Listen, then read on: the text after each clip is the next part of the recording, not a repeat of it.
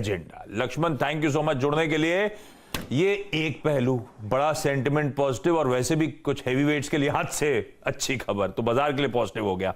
दूसरी तरफ हमारे बढ़िया ग्लोबल क्यूज, क्या हो गया? गोरे इतनी तेजी के मूड में कैसे आ गए?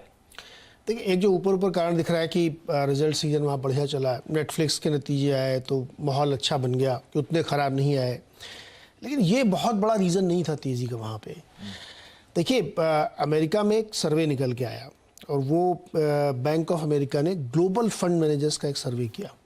उस सर्वे से जो निकल के आया वो बहुत महत्वपूर्ण है। हालांकि उस सर्वे से ही आपको बुनियाद पता चलेगी कि मार्केट में इतनी बड़ी तेज़ी क्यों बनी। ये रिजल्ट्स बहुत अच्छे आए, सारे सेक्टर्स ऊपर थे, 80% स्टॉक ऊपर थे, ये अपनी जगह है। उस सर्वे में ये निकल के आया कि पेसिमिज्म एकदम बॉटम पे है वहाँ पे।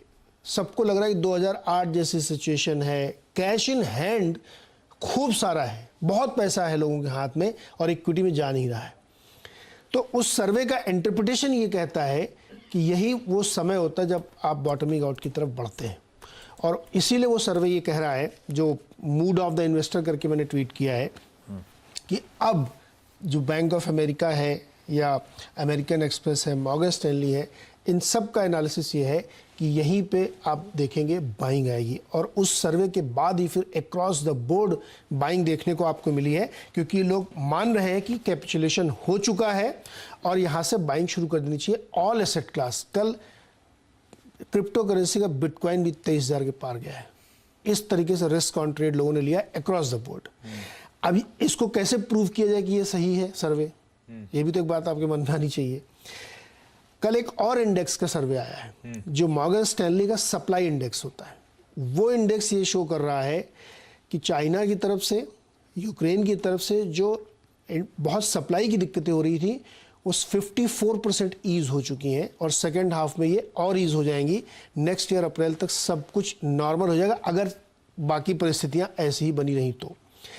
जिस 40 फुट के शिपिंग कंटेनर का किराया $6,500 इस समय है, वो $11,000 था, जो घट के $6,500 हो गया है। अभी इस साल की शुरुआत में $9,000 था। ये दिखा रहा है कि आपकी सप्लाई ईज हो चुकी है, और ये बात हमने 1-1.5 महीने पहले भी हाई फ्रिक्वेंसी डेटा में कही थी कि सप्लाई ईज हो रही है, और वो दोबारा वो इंडेक्स के जो डेटा कल आया है, ग्लोबल सप्लाई प्रेशर इंडेक्स, वो ईज होता हुआ दिख रहा है। तो ये जो डेटा पॉइंट आपको सजेस्ट कर रहे हैं, वो उस सर्वे को महत्व दे रहे हैं जहाँ पे वो कह रहे हैं कि पेसिमिज्म अब बहुत हो गया है और इसलिए लोग बॉटम पे जाके बाइंग शुरू कर रहे हैं, और फिर तमाम नतीजे भी इस तरफ दिखा रहे हैं कि उतना ज़्यादा ख़राब नहीं था। तो इसलिए कल का दिन आप वन ऑफ मान लें, जो मान लें, across the board, across the asset class खरीदारी हुई है। ये है यूएस की कहानी कल की। बढ़िया, बहुत बढ़िया सेटअप।